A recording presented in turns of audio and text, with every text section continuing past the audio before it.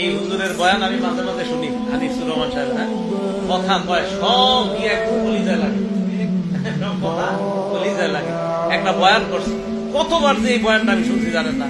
ওই যে একটা বয়ান আছে দেখবেন যে তুমি আজকে কার জন্য কি করলা, বড় বড় বিল্ডিং করলা, ফাইলিং করলা, তুমি মরে যাইবা, সব শেষ।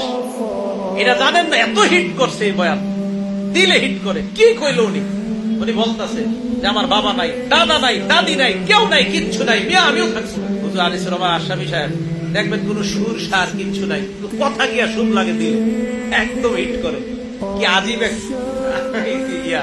আমলি মানুষ তো, আমলি মানুষ তো যা কয় তাই ভালো লাগে। আমলি মানুষ দেখবেন যা কইব সেটাই ভালো লাগে। আপনাকে যদি একটা থাবরও দেয় আমলি মানুষ, জি হুজুর মারেন, আমারে মারেন, তাও ভালো লাগবে।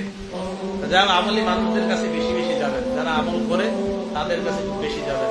আল্লাহ আমাদের সকলকে জীবনটা যেন আল্লাহ ওয়ালাদের সাথে থেকে, তাদের থেকে যেন আমরা দিন শিখতে পারি, ইসলাম শিখতে পারি, কোরআন সুন্নাহ মোতাবেক যেন জীবনটা পরিচালনা করতে পারি। আল্লাহ তৌফিক দান করেন।